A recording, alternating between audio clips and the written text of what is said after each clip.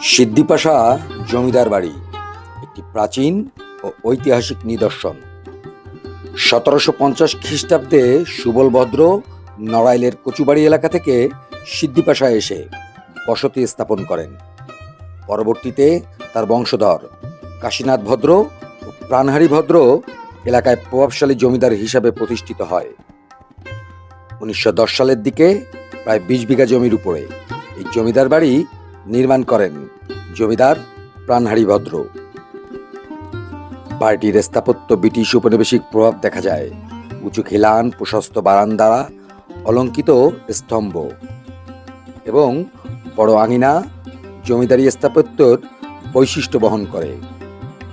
বর্তমানে জমিদার বাড়িটির বেশিরভাগ অংশ জরাজীর্ণ অবস্থায় রয়েছে। সংরক্ষণের অভাবে ভবনের বিভিন্ন অংশ ভেঙে পড়েছে।